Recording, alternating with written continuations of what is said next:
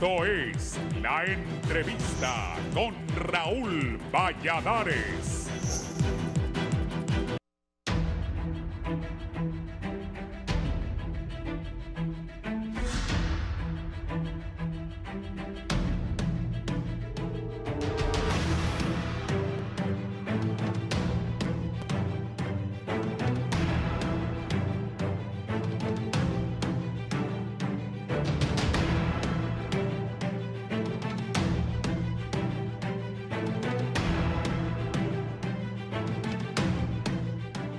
La Secretaría de Salud emitió un comunicado en el cual expresa que se mantiene en alerta máxima por el incremento de casos de dengue sospechosos y confirmados a nivel nacional. En ese sentido, en caso del Hospital Mario Catarino Rivas, que está llegando al límite de sus capacidades normales, se tiene ya preparadas las unidades para el desborde debido al aumento de casos de dengue. Por ello, dieron a conocer que en todos los departamentos circulan los 4 serotipos del dengue con mayor predominio del DENV3, comportamiento que se ha venido identificando desde el año anterior. En estos momentos, la situación epidemiológica a nivel nacional registra 18.491 personas recuperadas, 2.288 casos sospechosos y 1.248 casos confirmados por el Laboratorio Nacional de Virología, señala el documento. A nivel hospitalario, la demanda de atención de pacientes no ha superado la oferta de servicios. Sin embargo, en el caso del Hospital Mario Catarino Rivas de San Pedro Sula,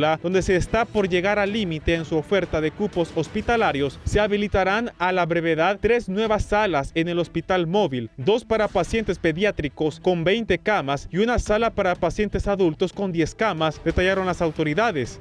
Lavar y cepillar con cloro y detergente pilas debajo del rival, barriles y otros depósitos que almacenen agua una vez por semana para eliminar las larvas del zancudo. Asimismo, se debe eliminar de los patios, jardines y solares los objetos inservibles que acumulen agua lluvia. Todos los lugares se deben mantener limpios de basura y objetos que puedan acumular agua. Mantenga tapados todos los recipientes donde se almacena agua de consumo humano, como ser pilas, barriles, baldes u otros utensilios, para que el vector o zancudo no se críe en estos lugares. Se debe cambiar el agua de los floreros cada 3 días. Los bebederos de animales se deben cambiar diario y mantener limpios los canales de agua lluvia. Por último, piden a toda persona que presente fiebre acompañado de 2 o más de los siguientes síntomas, como dolor de cabeza, dolor detrás de los ojos, abdominal, huesos, sarpullido, malestar general, acudir al establecimiento de salud más cercano y evitar automedicarse.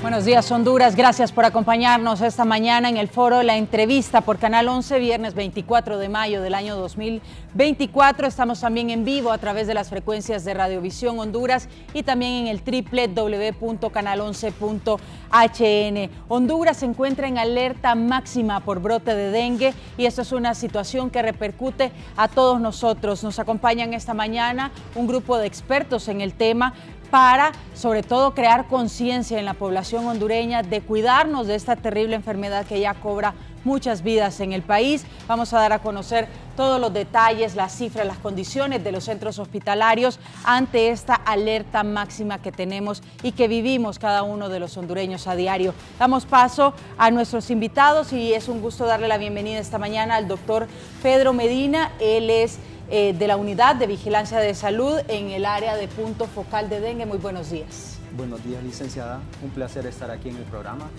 y espero que sea muy productivo el día de hoy, pues el tema que vamos a traer en mención es de suma importancia por el acontecimiento situacional que existe en el país actualmente. Y bueno, dejo a los demás participantes. Muchas gracias, muchas gracias. También nos acompaña el doctor Raúl Barahona O'Connor, él es jefe del Departamento de Hospitales a nivel nacional. Muy buenos días. Hola Andrea, buenos días. Igual buenos días a los colegas que me acompañan de la Secretaría de Salud. Esperamos que el día de hoy podamos informar al pueblo hondureño acerca de cómo está la situación de dengue y cuáles son las acciones que nosotros como Secretaría de Salud estamos realizando para afrontar el brote. Gracias. Nos acompaña el doctor Lorenzo Pavón, epidemiólogo, jefe de la Unidad de Vigilancia de Salud. Buenos días, doctor. Buenos días, licenciada Andrea. Un gusto, un placer nuevamente estar aquí en la entrevista y podernos dirigir al pueblo hondureño para dar las indicaciones precisas sobre el quehacer sobre esta epidemia que nosotros estamos abordando, no solo en Honduras, sino que en toda la región de las Américas. Tenemos brotes desde Alaska hasta Argentina. Muy bien, y ya que lo menciona, vamos a comenzar quizá por ahí. Se hacía una comparativa con algunos países de la región que están siendo golpeados duramente por el dengue y resulta que no somos el que está en mayor riesgo, sino que se menciona que podríamos ser el tercer país en el caso de Centroamérica con mayor incidencia de casos. ¿Cómo estamos en comparativa con la región? Sí, en realidad pues nosotros siempre seguimos monitoreando a nivel no solo regional, sino que a nivel de todas las Américas, ¿verdad? Por el flujo de migrantes que siempre pasan por aquí, por Honduras. Sin embargo, ¿verdad? Sí es relevante saber que los primeros casos o la mayor tendencia de casos sospechosos como confirmados de dengue lo tiene Brasil, ¿verdad? Esto es una enfermedad que no solo ataca a países pobres, sino que también a países del primer mundo, por así decirlo, ¿verdad? Luego también el segundo país más atacado, no sé si podemos ver las gráficas, pues es Paraguay y Argentina. También otros países del cono sur han sido muy fuertemente golpeados con los indicadores de mortalidad. Por ejemplo, Perú tiene casi 99 muertes de dengue, Brasil tiene más de 200 muertes, entonces todo esto repercute en los sistemas de salud. Sin embargo, sí sabemos, ¿verdad?, que Nicaragua presenta ahorita la mayor tendencia de casos en Centroamérica, seguido de Guatemala, luego estamos nosotros. Luego hay países que dejan de compartir sus datos, ¿verdad? Pero no podemos seguir epidemiológicamente de esa secuencia semana por semana o mes por mes, como lo seguimos con los otros países del Cono Sur o México también, ¿verdad? Que tiene muchos datos significativos tanto de incidencia de casos como de mortalidad. Bien, es interesante conocer cómo Honduras se ha tornado en las últimas semanas en el país de las emergencias, en el país de las alertas por diferentes condiciones que están afectando nuestro medio ambiente, que nos afecta con enfermedades que se supone que se ha venido trabajando en tratar de erradicar, pero al final están en nuestras propias viviendas. Es interesante conocer, doctor Pedro, cómo afecta la condición climatológica el tema del dengue. Sí, es interesante, dado la situación climatológica que afecta al país actualmente.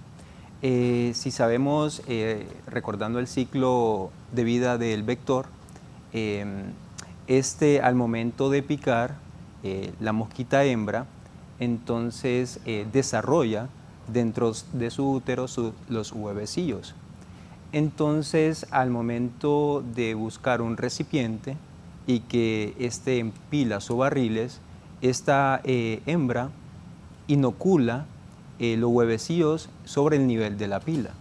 Entonces, aquí entra lo que son los sistemas climatológicos.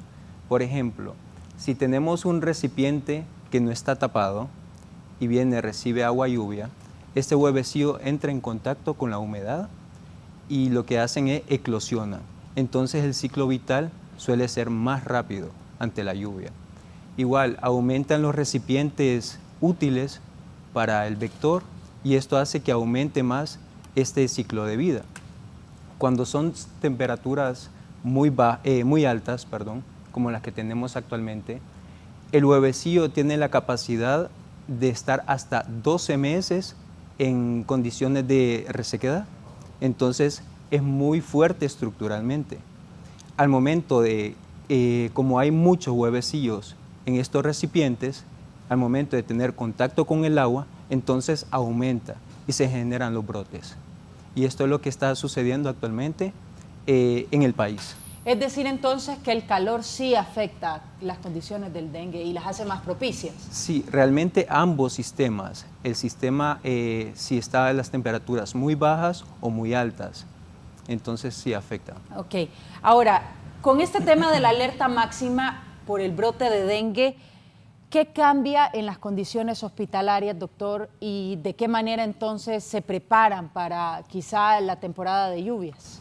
Bueno, lo que nosotros hemos estado observando en las últimas semanas, según la información que nos da la unidad de vigilancia, así como también el reporte semanal de nuestros hospitales, es que hemos tenido un aumento en el ingreso hospitalario. Es por esto que se decidió en 9 hospitales de los 32 que tenemos en la red, poder habilitar espacios temporales. Estos van a ser para poder estabilizar a ese paciente que llega con dengue sin signos de alarma y con signos de alarma, que puede ser manejado fácilmente, así como también esos pacientes que llegan en estado de gravedad y que ya necesitan una mejor intervención y más especializada.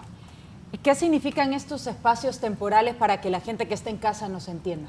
Por ejemplo, Hospital Mario Catarino Rivas habilita primero lo que es el hospital móvil, donde vamos a tener 2 salas, una sala de pediatría y una sala de medicina interna, donde vamos a tener pacientes con dengue con signos de alarma, o sea, este paciente que llega y que nada más necesita una rehidratación intravenosa, ya que no tolera la vía oral, pero que no requiere pasar a una unidad de cuidados intensivos y que no requiere estar en emergencia.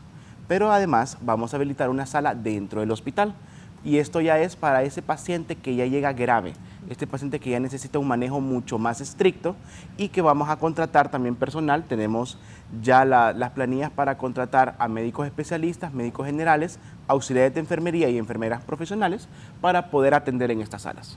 Es decir, entonces, para destacar este tema, el hospital móvil del Hospital Mario Catarino Rivas se va a poner a disposición para tratar pacientes de dengue. Para tratar pacientes de dengue con signos y sin signos de alarma. Solamente va a ser como un área de estabilización. Ya cuando requieran un manejo más especializado, ya van a pasar a la siguiente sala. Más o menos como un triaje. Más o menos como un triaje de febriles, pero nosotros lo estamos manejando como una sala de estabilización. ¿Qué capacidad va a tener esa sala? Estamos hablando de aproximadamente 20 camas, la parte de pediatría, y 12 camas la parte de adultos. ¿Fue muy caro habilitar el hospital móvil para estas condiciones? Los hospitales móviles estaban habilitados para ciertas condiciones, por lo cual nosotros responsablemente tenemos que poderlos utilizar, ya que también salieron de nuestro presupuesto. Entonces se decidió habilitar, se decide en los hospitales móviles que tenemos a nivel nacional poder habilitar ciertos espacios físicos, no para dengue precisamente, sino para cualquier otra patología. Pero en este momento que tenemos este brote de dengue, pues se decide una de estas salas poderlas habilitar para pacientes con dengue. Ok, ¿se ha tomado la decisión, doctor Lorenzo, de habilitar otros hospitales móviles para este fin? Sí, eso depende de la situación epidemiológica y también del número de enfermos que vayan llegando a los servicios de salud. Es decir, en el caso del dengue, el personal médico, este es un llamado a los médicos, ¿verdad?, que deben de darle el seguimiento oportuno a aquellos casos que lleguen como síntomas febriles, porque no toda fiebre es dengue, ¿verdad? Una sintomatología de febril puede ser también ir pensando en lo que es influenza, COVID, malaria, que también tenemos malaria, pero darle ese seguimiento, porque la norma de atención de pacientes a pacientes sospechosos por dengue es que hay que citarlos nuevamente. Si hoy un médico ve un paciente, tiene que volverle a dar cita para que verle el seguimiento de los exámenes que él le va a recetar, es decir, el hemograma, y ver si la fiebre pasa a, como lo decía el doctor Raúl, a un cuadro más florido, como ser signos de alarma o sin signos de alarma, o puede desarrollar el dengue grave, o desarrolla o descarta el dengue. Entonces, todo esto depende del contexto, ¿verdad? También depende de la densidad poblacional, es decir, de la cantidad de personas que tiene un departamento o una ciudad. Y sabemos que históricamente tanto Cortés, es decir, San Pedro Sula, como Tegucigalpa son las ciudades más densamente pobladas, ¿verdad? Pero que eso ahora no es tanto el determinante, ¿verdad? Porque esto, como decía el doctor Pedro, el cambio climático ha venido a aumentar un grado más la temperatura y los huevecillos se eclosionan más rápidamente y posiblemente el ciclo de pasar a huevecillo a pasar a zancudo se acorta. Generalmente, pues esto era unos 7 días, pero ahora posiblemente esto se ha acortado a 3 a 4 días. Entonces, también los susceptibles. ¿Qué son los susceptibles? Son aquellas personas que nunca han desarrollado o nunca han tenido la enfermedad y que son puntos claves, por así decirlo, para que la zancuda vaya a infectarlos. Entonces, porque tenemos los 4 serotipos ahora, ¿verdad? Que es el DEM1, el DEM2, el DEM3 y el DEM4. El serotipo que no teníamos desde el 2017 para acá, pues era el DEM3, y que esto ha generado que las nuevas personas, aunque ya tuvieran una nueva infección por DEM1 o DEM2 o el DEM4, pues les pegue también el DEM3. Entonces, esto es bien complejo porque no es una bacteria, no es un hongo, es un virus. Y no hay cura prácticamente contra los virus. Entonces, el año pasado, licenciada Andrea, en Copán tuvimos una persona masculina que tenía los 4 serotipos al mismo tiempo. O sea, eso fue impresionante para nosotros, ¿verdad? Incluso desde hacer un estudio científico y valorar esa transmisibilidad y esa receptividad y esa sobrevivencia, porque el paciente sobrevivió, lo pudimos recuperar gracias a los servicios de salud de la Secretaría y no falleció, ¿verdad? Bien, solo para finalizar con el tema de los hospitales, ¿se ha tomado la determinación en algún momento de ampliar y de utilizar esos hospitales móviles en otros departamentos del país? Sí, todo eso depende, pues, por decisión de la señora ministra, la doctora Carla Paredes, junto con su equipo técnico, especialmente con la doctora Nersa Paz, que es la subsecretaria de Redes de Servicios de Salud, el doctor Oscar Paredes, que es el director de Redes de Salud, y el doctor Raúl O'Connor, que es el director de los hospitales, ¿verdad? Esa es una decisión que ellos deben de tomar en conjunto y ser analizada también en equipo de sala situacional nacional, con el equipo de la Unidad de Vigilancia de la Salud, también con lo que es el equipo de finanzas o administración, porque esto es involucrar dinero, ¿verdad? Claro, requiere plata. Como también el equipo de comunicación social. Ok, bueno, pues se considera utilizar los hospitales móviles. Muy interesante porque antes se le buscaba cualquier tipo de uso, se dijo incluso que podían estar abandonados, que no encontraban cómo hacer después de que ya mejoró la condición de la pandemia, pues ahora se está considerando, y en el caso del Catarino Rivas sí se va a habilitar el hospital móvil, definitivamente. Bueno, vamos a hablar de este tema de los serotipos, porque me pareció impactante que una persona pueda tener los 4 serotipos de dengue que se encuentran en el país y que existen en este momento al mismo tiempo. ¿Cómo funciona este tema y cómo, por ejemplo, si ya nos dio algún tipo de dengue, debemos seguir preocupados?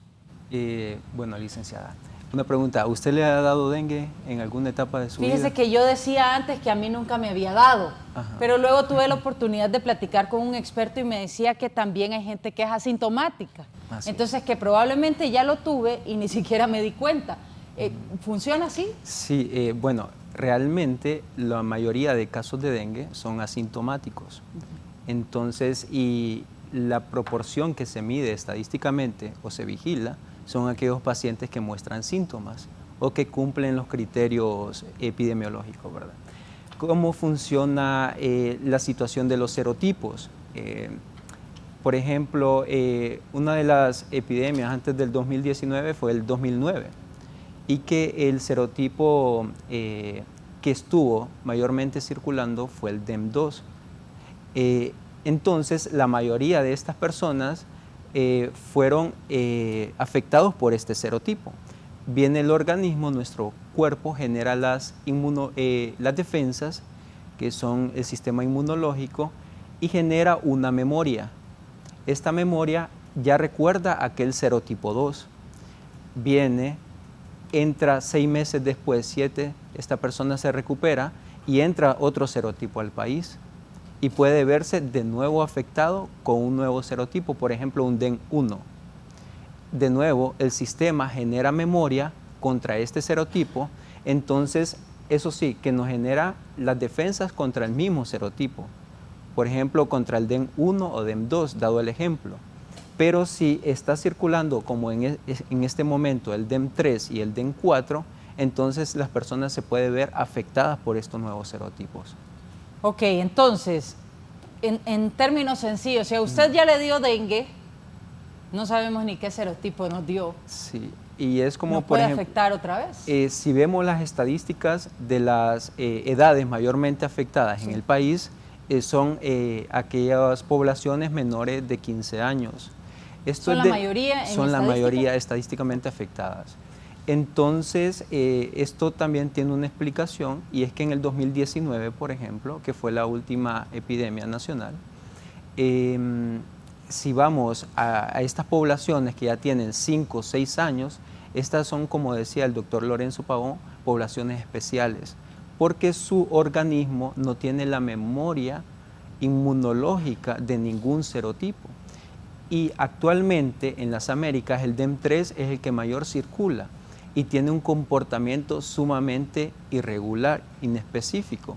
Suele ser más letal, más contagiante. Entonces estas personas se ven mayor afectados con los índices de letalidad o de mortalidad o de nuevo de incidencia, que son mayoría de casos, ¿verdad? Ok. ¿Se ha hecho algún tipo de estudios a nivel hospitalario cuando una persona fallece, de qué serotipo fue y si se puede hacer en el país realmente de estos casos en específico? Claro que sí. Cada vez que hay un fallecimiento, este se somete a un comité de mortalidad. En el comité de mortalidad participa la unidad de vigilancia como la parte epidemiológica. Siempre se le hace una toma de muestra al paciente para diagnosticar si tenía dengue y cuál es el serotipo que estaba circulando, y también se reúne la parte clínica del hospital. Esto porque el dengue es de manejo clínico. Entonces muchas veces tal vez no contamos con la muestra de sangre o se tomó la muestra inadecuada o en tiempo no adecuado y puede salir un resultado negativo. Pero cuando nosotros revisamos el cuadro clínico del paciente, es un dengue, como decimos, un dengue de libro, descrito tal y como lo describe la literatura.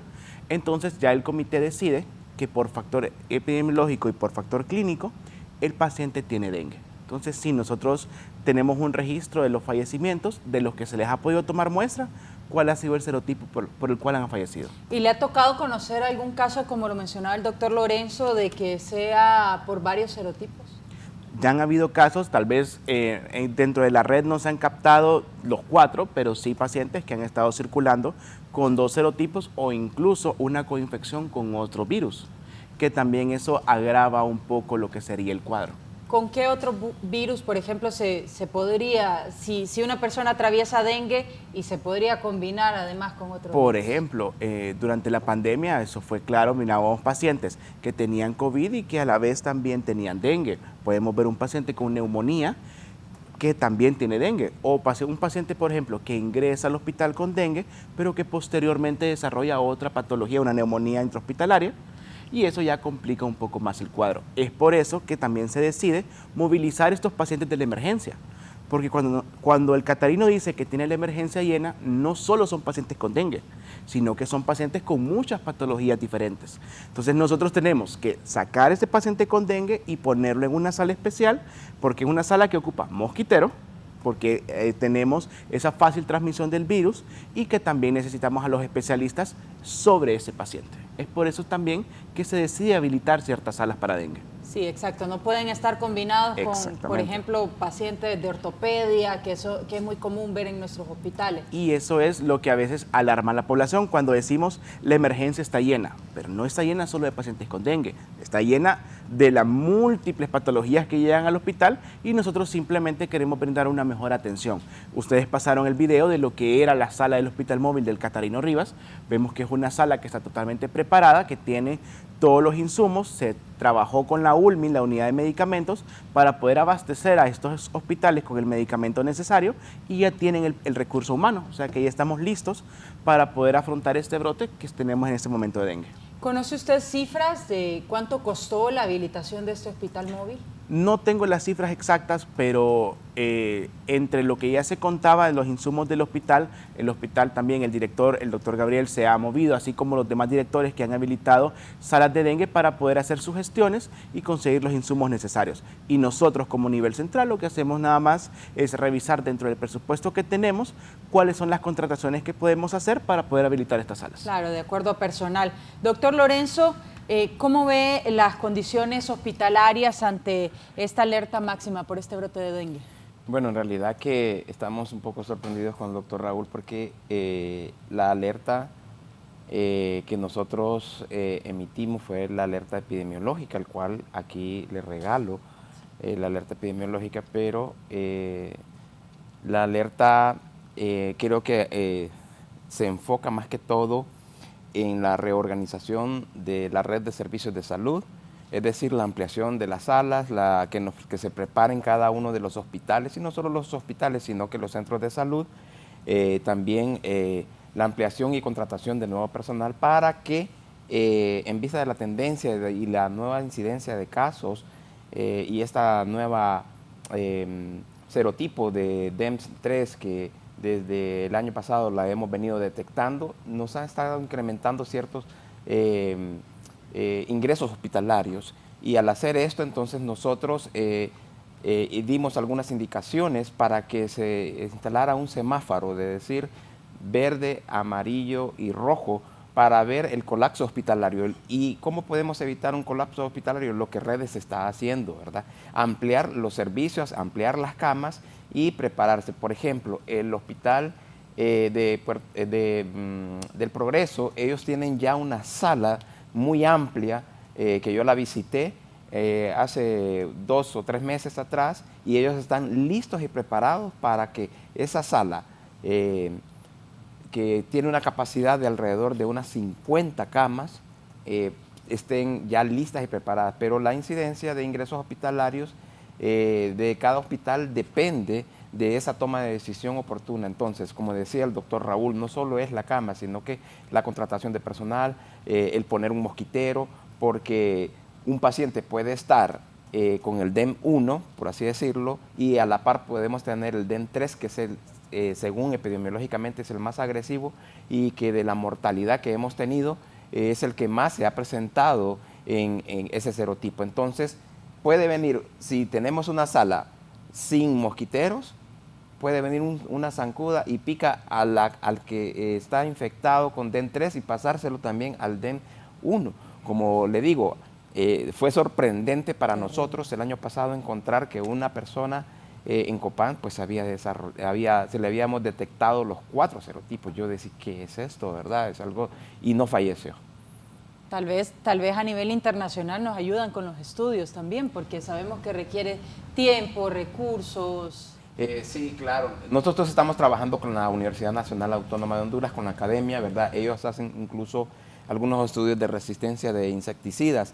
Y también hacemos las valoraciones que se hacen por medio del Laboratorio Nacional de Vigilancia, del cual pues ellos nos reportan a nosotros la cantidad de casos detectados y la viremia detectada. Es decir, que de 1.248 casos confirmados hasta ahorita, desde el 1 de enero hasta la semana pasada, el laboratorio nos ha dicho que el 89% de esos 1.248 sí que han estado con dengue son DEM3, es decir, en la mayoría de la circulación de los 18 departamentos del país, la población se está infectando más por el DEM3, y esto es lo que veníamos diciendo anteriormente, que posiblemente tenemos inmunidad reconocida por DEM1, DEM2, el DEM4, y que el DEM3 no la tenemos, y es el que nos está causando mayor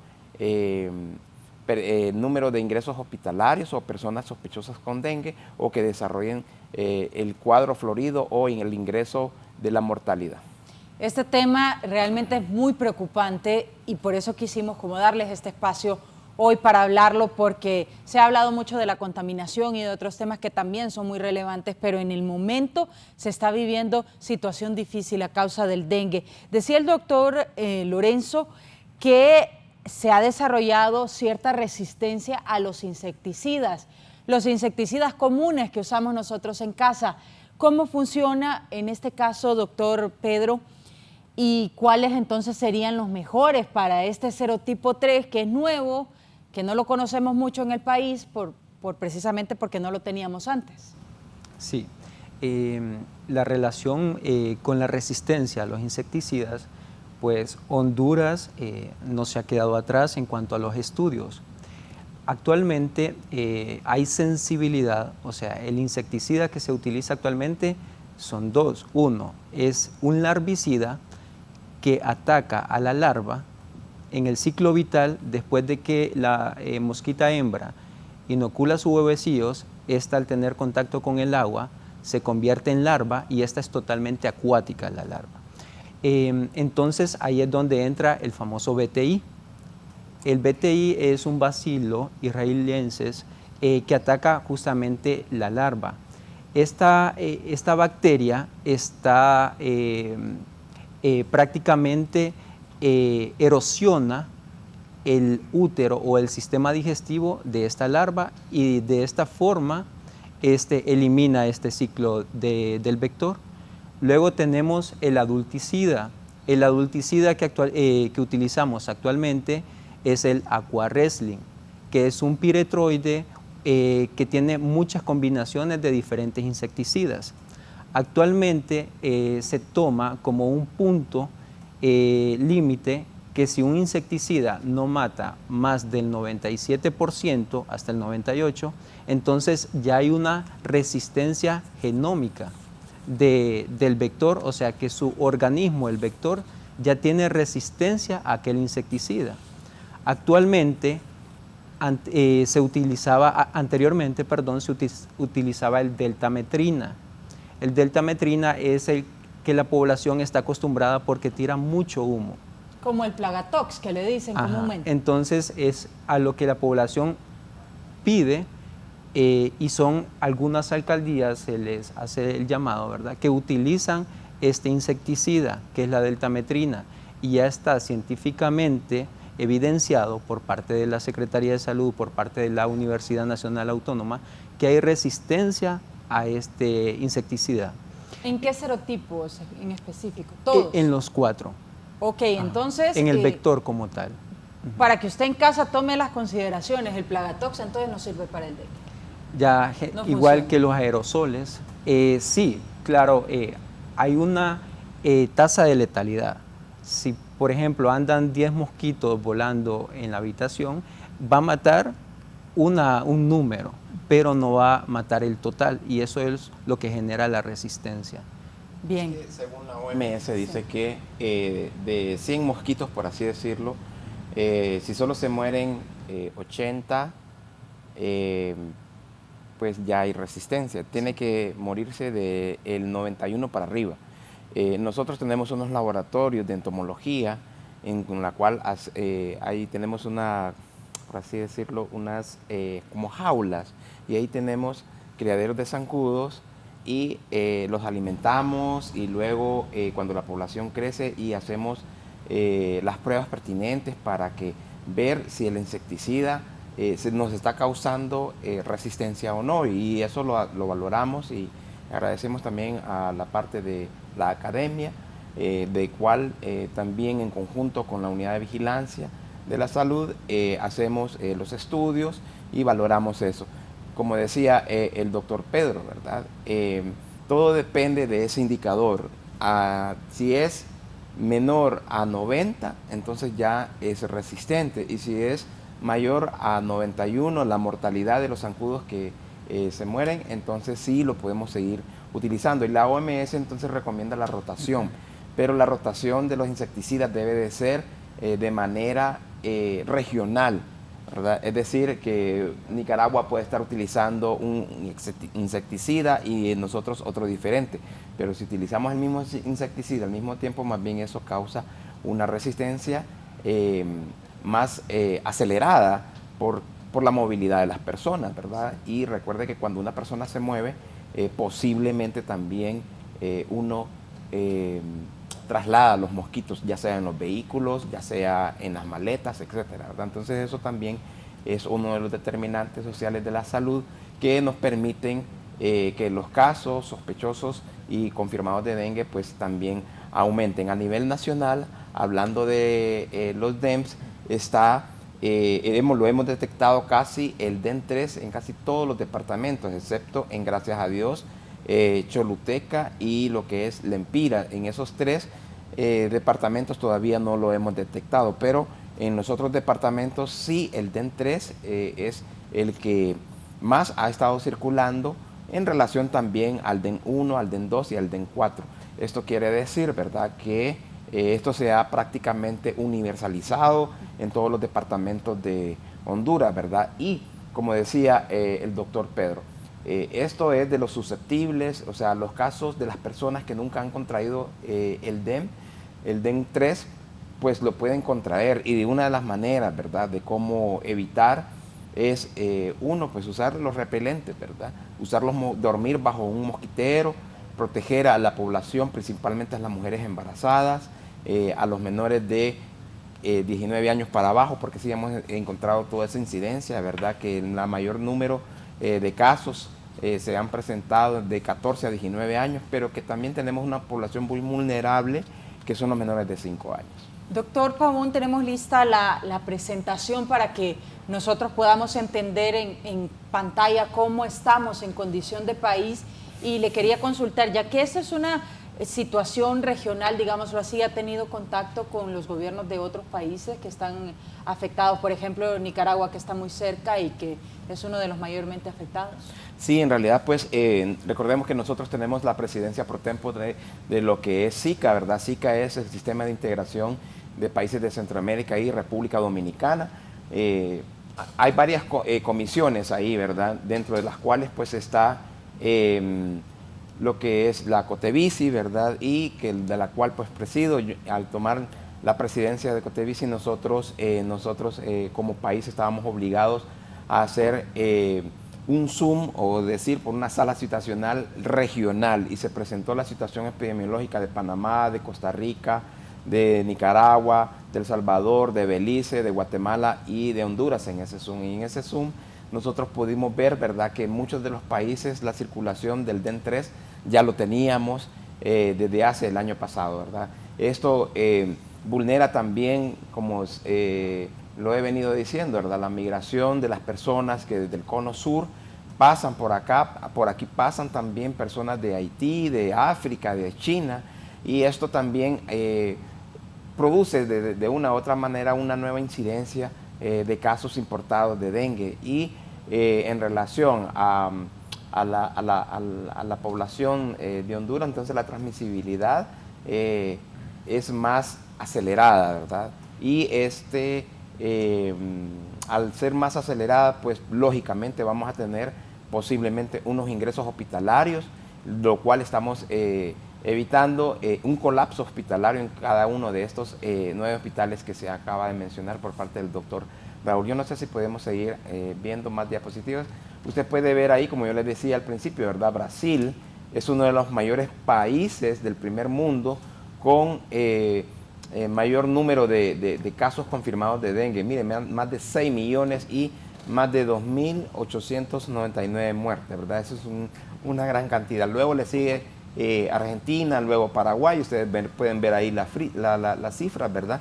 Luego está lo que es Perú, que le decía que tenía 174 muertes, y esto de una u otra manera, pues va viendo el impacto.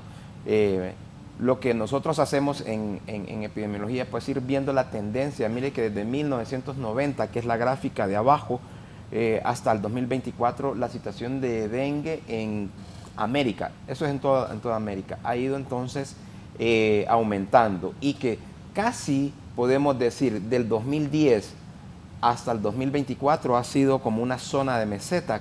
Casi se ha comportado que desde el 2010 prácticamente ha sido sostenida las epidemias de dengue. Es decir, eso no es exclusivo de Honduras, no es exclusivo de Centroamérica, sino que es a nivel mundial, ¿verdad? Tenemos dengue en África, tenemos dengue ahora hasta en Alaska, tenemos, ¿verdad? En el estado de Alaska, de Estados Unidos, tenemos dengue. Entonces, que no es un clima precisamente tropical. ¿Por qué? Porque los polos se están derritiendo por producto del cambio climático, y ahora la migración también de las personas, ¿verdad? Entonces, no sé si podemos seguir viendo. Ahí están los 4 serotipos. Ustedes pueden ver prácticamente que a nivel de lo que es Centroamérica están los 4 serotipos, y que esto ha venido pues a representar la mayor tasa de transmisibilidad, mayor proporción de riesgo para enfermarse, como también de la gravedad. Y esta es una situación epidemiológica que nosotros hemos estado viendo. Pasemos a la de Honduras, al cuadro de Honduras. Ahí usted puede ver las 20 regiones sanitarias, es decir, tenemos 18 departamentos, pero Cortés y San Pedro Sula tienen 2 regiones. Lo mismo Francisco Morazán. Francisco Morazán tiene 2 regiones, que es Tegucigalpa y la región de Francisco Morazán, que son los municipios de Aluarén, Reitoca, etcétera, ¿verdad? Entonces, son 20 regiones. Entonces, ahí usted puede ver por la población, lo hemos detectado por los casos sospechosos y lo hemos indicado que el color rojo representa de una tasa de incidencia mayor a 3.5.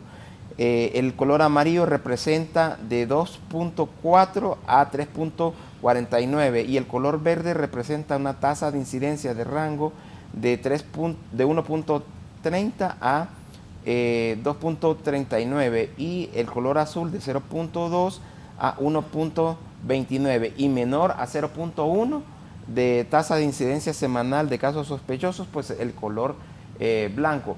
Pero sobre los casos de dengue también lo tenemos coloreado, ¿verdad? Es decir, ese semáforo que ustedes ven ahí, que es el semáforo de la capacidad hospitalaria según la incidencia de casos de dengue grave, eso se determina de la siguiente manera. En blanco, los que no han tenido casos tan graves de dengue grave, y de 1 a 3 es el color verde, es decir, de una proporción de 1 a 3 le vamos a colorear en verde. De 4 a 6 lo coloreamos en amarillo y mayor a 7 en rojo. Entonces, de casos graves que han estado hospitalizados, prácticamente Cortés es el mayor impacto que hemos tenido y eso es histórico, ¿verdad? No como la sorpresa del año pasado que lo tuvimos en Comayagua y que recordamos que con el doctor Raúl cuando él estaba en vigilancia nos fuimos a internar prácticamente 5 semanas ahí consecutivas hasta que controlamos el brote en Comayagua, junto con el Ejército, la Cruz Roja que nos ayudó bastante, OPS también, y se pudo controlar la situación. Entonces, doctor Lorenzo, quiero que nos detengamos en esta parte, quizá un momento para consultarle al doctor Raúl. Por ejemplo, aquí figura Islas de la Bahía en rojo. ¿Cómo está la condición si no tienen hospital? Okay.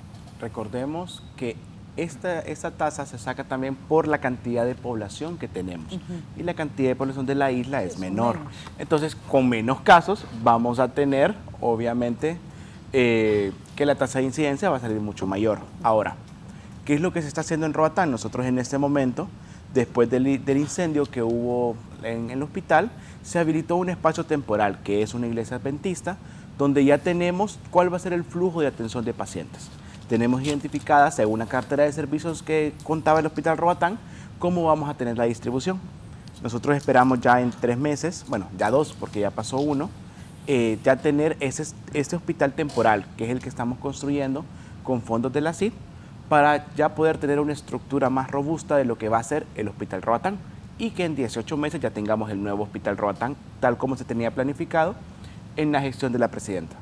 Muy bien, ahora, de los otros zonas o departamentos que están en rojo, ¿cuál está, digámoslo así, al borde de un colapso hospitalario? En este momento, ningún hospital está cerca de tener un colapso hospitalario. Pero como le digo, nosotros nos reunimos con la unidad de vigilancia y con el resto del equipo de la Secretaría de Salud y vamos determinando. Por ejemplo, tenemos Metropolitana del Distrito Central, Cortés, que son las regiones con mayor incidencia. ¿Qué se hizo? Se habilitó la sala temporal en Catarino Rivas y también habilitamos ya una sala en el Hospital Escuela, que es la sala donde antes se manejaba terapia renal. Entonces también estamos trabajando ahí. Tenemos La Paz y Atlántida. El día de ayer ya comenzó a habilitarse la sala del Suazo Córdoba en La Paz y también tenemos habilitada la sala del Hospital Atlántida.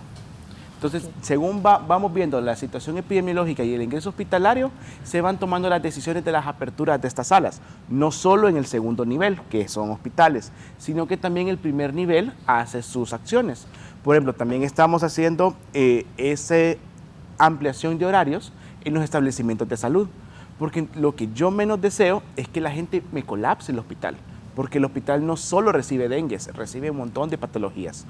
Entonces, por eso se le instruye a la población que por favor vaya a los establecimientos de salud, que en el establecimiento de salud también hay un médico que está capacitado, tenemos medicamentos para poder brindarle la atención, y en caso de que ya no tengamos esa capacidad resolutiva en el primer nivel, el paciente va a ser referido al segundo nivel, pero ya vamos a poder controlar esa cantidad de pacientes que están llegando al hospital. Ok, sigamos, doctor. Bueno, como le decía, entonces nosotros tomamos decisiones basadas en este cuadro, ¿verdad? Y se lo presentamos a la sala situacional, se lo presentamos a la señora ministra, a la viceministra, y nos reunimos y tomamos decisiones basadas en eso. Lo que decía el doctor Raúl es muy certero, ¿verdad? Es decir, si nosotros vamos viendo que los ingresos hospitalarios van ocupando esas camas, incluso de UCI y de salas de ingreso, porque son tres momentos. El ingreso hospitalario, ahí hay una cama de observación. Luego está la sala que puede ser medicina interna de hombres, de mujeres o de niños, y no hay una sala específica así de dengue, pero por eso nosotros decimos, hay que ampliar los servicios de salud para dengue. Y es lo que decía el doctor Raúl. Anteriormente, siempre usted puede tener una cama, una sala, pero en esa sala hay, por un ejemplo, 10 camas, pero ahí hay hipertensos, diabéticos, dengue. Entonces la gente cree que la sala o el hospital está colapsado, y no es así, sino de que está colapsado, pero a expensas de ¿qué? De muchas patologías, como decía el doctor Raúl hace unos 30 minutos. Entonces, nosotros como estrategia hemos hecho lo que acaba de decir el doctor, ¿verdad? Que ampliar esos servicios, y a eso corresponde a la red de servicios de salud, de ir acatando las instrucciones y las estrategias que desde la unidad de vigilancia de la salud se emanan por medio de la alerta epidemiológica que la hemos actualizado y que hace poco se la he dado. Entonces, es una decisión muy acertada para que la población sea atendida y evitar el impacto. ¿Cuál es el impacto? El impacto en dengue es la mortalidad, y esto es un llamado a la población que si tienen signos como ser fiebre, dolor de cabeza, dolor en las articulaciones, no acudan a los servicios de salud tardíamente, sino que tempranamente. Es decir, si ustedes tienen un niño, una mujer embarazada, y en esta hora está empezando fiebre, váyase al centro de salud, vaya al Clipper, vaya al hospital, no espere que la enfermedad evolucione, porque puede ser más letal y se puede agravar con una mortalidad. Por eso, y tampoco no se automedique, porque al automedicarse con medicamentos como ibuprofeno, naproxeno, eso lo que hace es acelerar a que la sangre se ralee, es decir, no se produzcan coágulos, y al tener una sangre rala, prácticamente se le va a entrar en una condición que nosotros llamamos choque séptico, ¿verdad? O choque hemorrágico. Va a tener que salir sangre por la nariz, sangre por las encías, y eso es lo que nosotros evitamos, que la población se automedique. No haga eso, no vaya a la pulpería a comprar medicinas que puedan causarle la gravedad de la enfermedad, o que pueden enmascarar, como decimos en el lenguaje médico, la enfermedad, y que después uno va a un servicio de salud y el médico dice, ¿será dengue o no será dengue? Pero es que no tiene esto, no tiene lo otro. Entonces, el automedicarse es uno de los problemas que nosotros hemos estado detectando desde el año pasado, y lo detectamos también en las regiones como Comayagua, ¿verdad? Que la mayoría de las pacientes y de los enfermos y de los fallecidos que llegaron a los hospitales ya estaban automedicados, y ya nosotros ya no podíamos hacer nada. Conocimos ese caso de Comayagua muy de cerca, y creo que también como prensa le dimos el seguimiento a la situación difícil que atravesó ese departamento del país. ¿Cómo está actualmente? Y también cómo se preparan ustedes por si se vuelve a dar esa condición. En el último informe que recibimos del hospital de Comayagua, actualmente tenían 8 pacientes ingresados. Es por eso que también ya tomamos la decisión de ir aperturando un pequeño espacio dentro del Hospital Santa Teresa de Comayagua para poder atender pacientes con dengue.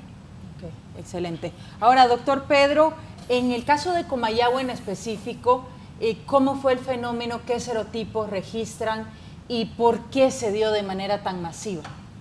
Sí, bueno, comenzando con lo de los serotipos, Comayagua registra los 4 serotipos circulantes actualmente, ¿verdad? Igual el año 2023 también circulaban los mismos 4 serotipos. El fenómeno de Comayagua es dado la urbanización, ¿verdad? Recordemos que el factor predominante para que el vector se desarrolle en una población es la urbanización y la acumulación del agua, ¿verdad?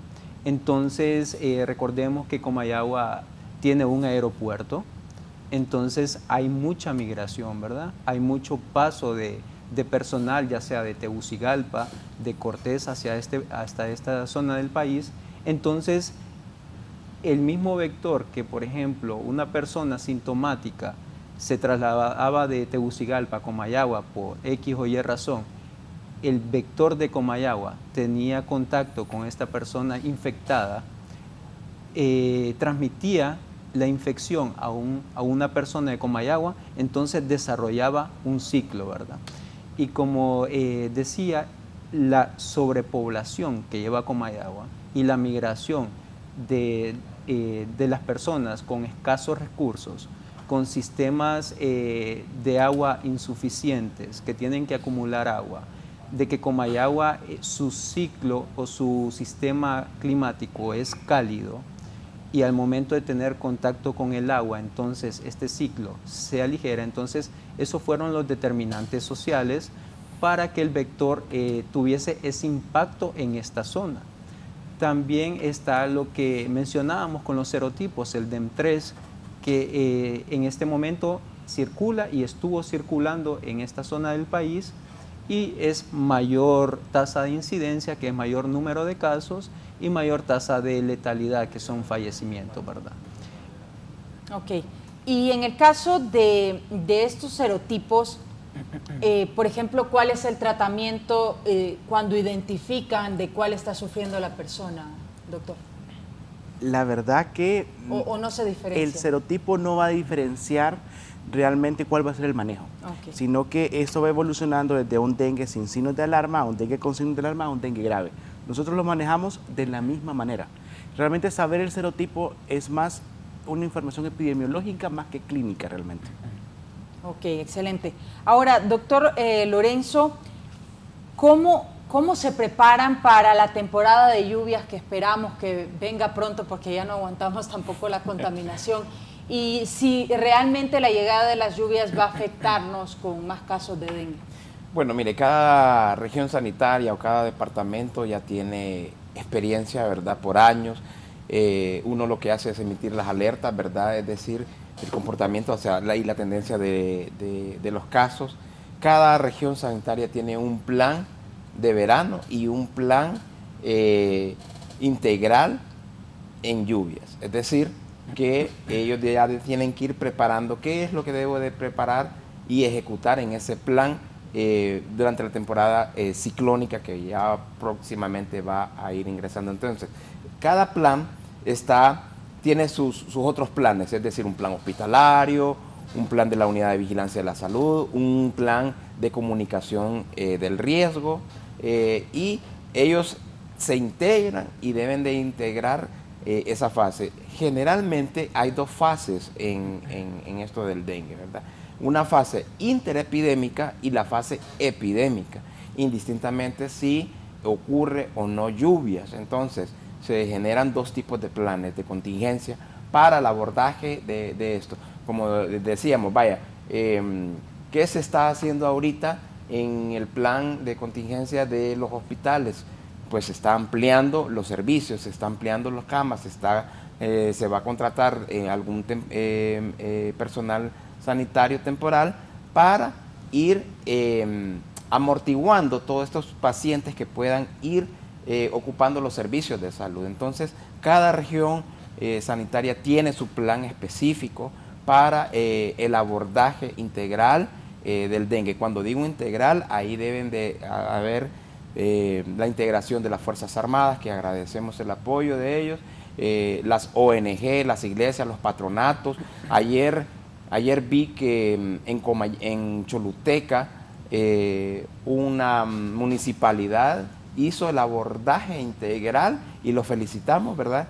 Que el patronato, la alcaldía, salud, el ejército hicieron lo que se debe de hacer en lo del dengue. Mire, no es tanta la fumigación.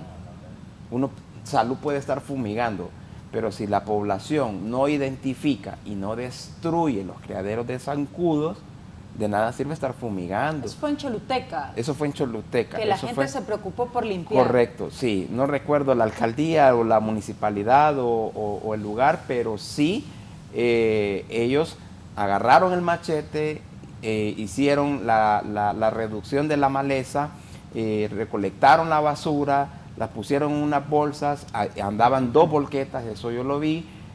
Andaban los del ejército, andaba salud también fumigando, andaba la alcaldía, andaba el patronato. Entonces, siempre lo hemos dicho, desde el año pasado hemos estado emitiendo las alertas, ¿verdad? Que la comunidad debe de estar organizada. Si no se organizan en forma de la intersectorialidad, es decir, patronatos, iglesias, la policía, bomberos, las Fuerzas Armadas, la Cruz Roja, la Secretaría de Salud, educación. ¿De qué sirve que nosotros estemos fumigando? No, miren, el zancudo nunca lo vamos a eliminar. Ningún país va a eliminar el zancudo. Tenemos que aprender a vivir con eso. Correcto, entonces tenemos que aprender, así como hemos aprendido a vivir con el COVID y que ya lo tenemos muy bien controlado, pero también hay que educar a la población. Y este es un llamado, digamos, a la Secretaría de Educación, que hagan los trabajos de educación que hacen los muchachos al final, los trabajos sociales, en vez de estar pintando puentes, es mejor que los reorienten a salud y que digan, mire, aquí tengo tantos estudiantes, edúquenlos, prepárenlos, capacítenlos, y para que ellos también puedan hacer la lucha contra el dengue, porque en realidad la lucha debe de ser integral, debe de ser en cada municipalidad, en cada distrito, en cada colonia, en cada departamento, porque de nada sirve, vuelvo y repito, que salud haga sus acciones si la comunidad no se involucra, ¿verdad? Y con mucha pena y tristeza siempre decimos esto, ¿verdad? Las personas quieren que salud les lave la pila, que salud les corte el césped, y eso no es así, pues, ¿verdad? Es responsabilidad de todos al final. Es responsabilidad de todos. Y ahora con esto del cambio climático, sabemos que el agua es un líquido, es un bien común, por así decirlo, ¿verdad? ¿Qué implementamos nosotros allá en Comayagua? Ya no hay necesidad de tanto botar el agua, porque sabemos que el agua es muy valiosa, pero con un pascón, si usted tiene larvas, las larvas son esas culebritas que hace unos minutos ustedes pusieron unos videos. Si su pila tiene larva y no ha pasado la brigada de salud a aplicar el BTI, entonces con un pascón y una pailita, mire, ellos se van a quedar ahí en el pascón. Agarra el pascón y lo tira al suelo y se van a morir esas larvas. Entonces eso puede ayudar, y eso fue lo que implementamos en Comayagua. Pero la educación de la población es importante. Yo recuerdo que yo iba casi todas las noches a diferentes programas de televisión a hablar del dengue, de las medidas de prevención, y que nos ayudaran a esto. Porque mire, de nada sirve que salud pase a fumigar su casa, y si su vecino no tiene criaderos de zancudo, entonces, y tal vez usted no tiene los criaderos de zancudo, los zancudos van a volar a su casa y van a ir a infectar a sus hijos o a su esposo o a su núcleo familiar. Entonces esto es de organizarse, Todas las colonias tienen un patronato. Entonces si el patronato desea tomar la responsabilidad de mandar a convocar, háganlo, no hay problema, ¿verdad? Pero las acciones tienen que hacerse en conjunto. Así es. Y al final, pues, Esto es como el tema del humo, que nos repercute a todos. A todos nos interesa estar bien, a todos nos interesa estar sanos, pero también tenemos que hacer algo, ¿verdad? Un poquito también de acción de nuestra parte. ¿Qué diferencia, por ejemplo, tienen los insecticidas, doctor Pedro, que utilizamos comúnmente en casa con las fumigaciones que hace, por ejemplo, la Secretaría de Salud? Sí, la diferencia es la concentración que tiene este insecticida a nivel domiciliario. Otra cosa es la combinación que ya existe dentro, por ejemplo, dentro del loco, dentro del baigón. Pero recordando lo que decía anteriormente, estos son una familia de piretroides de los insecticidas, igual que el deltametrina, y ya hay resistencia evidenciada dentro del país. Entonces, como decíamos, hay una variable. Si mata más del 90, todavía no existe una resistencia. Si de estos mosquitos, 10 que huelen, solo mata, por ejemplo, 8 o menos, entonces ya hay una resistencia evidenciada. Claro, obviamente si la población se ve afectada en su vivienda, se puede utilizar, porque sí hay una letalidad, pero que va a controlar la persona, no. Entonces tiene que utilizar los otros medios, como por ejemplo las cremas tópicas o los spray tópicos antirrepelentes. ¿Funciona mejor entonces el repelente en la piel que fumigar con insecticida? Sí, de cierta forma sí, porque no hay resistencia, ¿verdad? También es la forma, el olor que emite el antirrepelente. Está evidenciado de que el zancudo, el vector, lo ahuyenta, ¿verdad? Entonces, por esa simple función, genera un poco más de protección. Y la otra son los mosquiteros, estar bajo mosquitero, dormir bajo mosquitero, más en estas poblaciones que sabemos de que tenemos escasez de agua, estamos acumulando y quizás por X o Y motivo no hemos tenido el tiempo de tapar esos pilas y barriles, y la población sabe que hay mosquitos. Por ejemplo, en Cortés, en una de las brigadas que hemos hecho, la población estaba tomando el sol, por decirlo así, y ellos ya toleran muy bien el vector. Entonces, llamarles a estas poblaciones de que sí es cierto, por las condiciones de vida, ellos mismos tienen que generar sus propias formas de protección. Ya sabemos de que, por ejemplo, un oco es muy caro a veces de adquirir en la mayoría de la población, ¿verdad?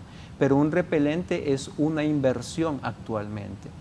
Igualmente un antirrepelente cuando es necesario. Y lo otro es utilizar, por ejemplo, camisas manga largas, calcetas largas. Como sabemos, los puntos ideales de picadura, uno de los mosquitos es en horario vespertino, en la mañana, y el otro son en horarios nocturnos.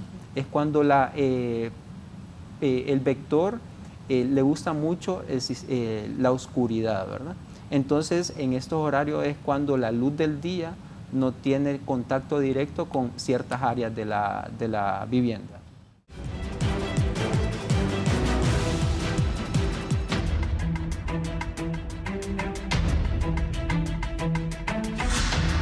Continuamos esta mañana con más del foro La Entrevista de Canal 11. Este viernes hablando sobre la alerta máxima por brote de dengue. Vamos a hacer un enlace hasta la ciudad de San Pedro Sula con nuestra compañera Valeria García, con el director del Hospital Mario Catarino Rivas, para que nos brinde información actualizada de los casos que ahí se están tratando y también el tema de las muertes que se han dado también en este centro hospitalario. Adelante, Valeria. Muchísimas gracias, Andrea. Efectivamente me encuentro con el doctor Gabriel Paredes, quien es director del Hospital Mario Catarino Rivas, para hablarnos acerca de cuál es la situación en este centro de salud. Buenos días, doctor. Estamos en vivo para el foro La Entrevista. Muy buenos días. Pues agradecer la oportunidad de podernos dirigir a la población en general y poder hacer un poco de conciencia con respecto a este tema del dengue, que es tan trascendental para nuestro país y en este momento tan crucial por su comportamiento. Bueno, doctor, ya se suma otra muerte por dengue. Llevamos 8 en total, todos menores de 22 años. El día de ayer recibimos una de Sulaco, ya en mal estado, terminó falleciendo, joven de 18 años. Bueno, y la incidencia se da más porque la gente está viniendo ya en una etapa demasiado crítica. Todos los casos conllevan un análisis por un comité que le da un estudio al caso para determinar cuáles fueron los factores que afectaron el desarrollo de la enfermedad de manera fatal, y luego vamos a tener más detalles de qué fue lo que sucedió realmente en ese caso, pero sí es común que el paciente llegue tarde a su primera atención, o que se automedique, o que se descuide, y por ende cuando ya llega a un centro asistencial ya llega con un deterioro marcado. ¿Están muriendo más jóvenes por dengue aquí en el Hospital Mario Catarino Rivas? Bueno, la mayoría de los que han fallecido han sido niños, ¿verdad? Menores de 5 años. Sin embargo, ya es la segunda muerte de una persona joven con un aparente estado inmunológico bueno, ya un adolescente ya tiene más defensa. Uno fue de 22 años y este de 18. Actualmente, ¿cuál es el porcentaje de casos que hay en este momento, y semanalmente cuántos están recibiendo? Bueno, fluctúa en la semana, pero hay días, por ejemplo, hoy amanecimos con 5 pacientes adultos, ¿verdad? A diferencia de otros días donde no teníamos pacientes adultos, hoy amanecimos con 5, uno de ellos está grave, los otros están con signos de alarma. Amanecimos con 11 pacientes pediátricos, uno de ellos está en unidad de cuidados intensivas pediátricas, y tenemos una paciente embarazada con dengue que la tenemos en observación. Ante estas condiciones climáticas, ¿cuál es el panorama de casos de aumento? ¿Aumentará, bajará para las próximas semanas? Bueno, la proyección es que se mantenga el número de casos, porque este año se espera que sea un año epidémico. Sin embargo, hay que esperar el resultado de las medidas que se están tomando en el primer nivel y ver si la población ya tomó conciencia y se está sumando las acciones para el control del vector, que al final es el que transmite el virus, la enfermedad, y sin vector pues no hay enfermedad. Entonces, si la población se suma, si todos los sectores de la sociedad se suman, más los trabajos que se están haciendo desde el primer nivel de atención con todas las regiones sanitarias, pues creo que vamos a lograr combatir el zancudo transmisor del dengue. Si no, pues vamos a seguir teniendo que prepararnos para seguir atendiendo a las personas. Bien, muchísimas gracias. El doctor Gabriel Paredes, director del Hospital Mario Catarino Rivas, respecto a la situación del dengue en este centro hospitalario. Con este contacto, licenciada, retorno con usted a los estudios. Gracias, Valeria García, desde la ciudad de San Pedro Sula, en el Hospital Mario Catarino Rivas. Nos llama poderosamente la atención cómo son niños y jóvenes los que lamentablemente están muriendo por dengue. Y es ese espacio de la población que quizá cuando somos jóvenes no nos interesa mucho, no nos preocupa mucho, y en el caso de los niños, pues ellos solitos no se pueden cuidar, entonces corresponde a los adultos hacerlo. Doctor, un rango de entre 18 a 22 años los muertos, y también niños pequeños, menores de 5, preocupante. Totalmente, y esto es por 2 factores. Uno, como lo habían mencionado los colegas, tenemos esa parte de la población que no ha sido inmunizada por ningún serotipo, que corre totalmente riesgo, que es ese menor de 15 años. Pero tenemos este otro factor en el adolescente. ¿Qué ocurre en el adolescente? Que muchas veces el dengue no da tan fuerte, o sea, la fiebre o el malestar general es leve, entonces nos confiamos. Y lo digo por experiencia propia, porque a mí me dio dengue cuando yo estaba en la Facultad de Medicina, y yo me sentía totalmente bien, y yo iba para la U, pero decido hacerme el examen, y cuando yo ya voy al hospital y todo, ya me dicen, no, usted queda ingresado, porque usted anda con 8.000 plaquetas, y yo me sentía bien. Entonces, ¿qué hubiera pasado si yo no lo hubiese hecho? No estaría en ese momento contándoles la historia. Y eso pasa muchas veces con la población. Nos sentimos tan fuertes, nos sentimos que realmente podemos seguir en nuestras actividades diarias, no tomamos el reposo adecuado, no asistimos al establecimiento de salud, y lamentablemente ya, como lo mencionaba el doctor Gabriel, llegamos cuando ya estamos graves, cuando realmente ya no podemos hacer nada. Entonces es ese llamado que cuando sabemos que estamos en brote de dengue, ante cualquier inicio de fiebre, malestar general, dolor de cabeza o dolor detrás de los ojos, que es la sintomatología de dengue sin signos de alarma, acudamos al establecimiento de salud. Sí, me llama también la atención que esta jovencita de tan solo 18 años que falleció este día por dengue en el Hospital Mario Catarino Rivas procedía de Sulaco, Lloro. ¿Cuál es la indicación para el tratamiento de estas personas que ya se encuentran graves por el dengue? ¿Y en qué momento se debe tomar la determinación de trasladarlos, por ejemplo, a un hospital con mejores recursos como es el Hospital Mario Catarino Rivas? Sí, todo eso depende de la gravedad, ¿verdad? De la sintomatología que pueda estar presentando. De eso tenemos una red de servicios, digamos, de hospitales de referencia, que hay otros hospitales que tienen mayor resolución a los problemas de salud pública, como es el Mario Catarino Rivas. Entonces, la decisión es del cuerpo médico, ¿verdad?, de remitirlo o no, o valorar si al ser trasladado esta persona va a mejorar su condición de vida, ¿verdad? Todo eso depende también de todo lo que ha sucedido anteriormente, es decir, si el paciente ha sido automedicado, la tardanza o la demora en llegar a los servicios de salud, eso impacta también en la mortalidad.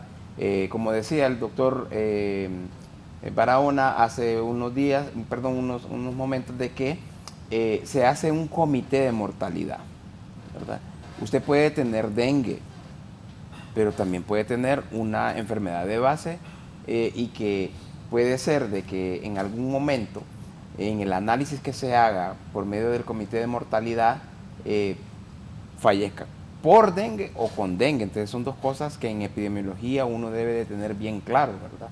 Porque puede ser que el dengue puede acelerar su enfermedad de base y de una u otra manera pues fallecer. Entonces son situaciones que el comité de mortalidad del hospital o de la región sanitaria va a determinar si realmente murió por dengue o con dengue.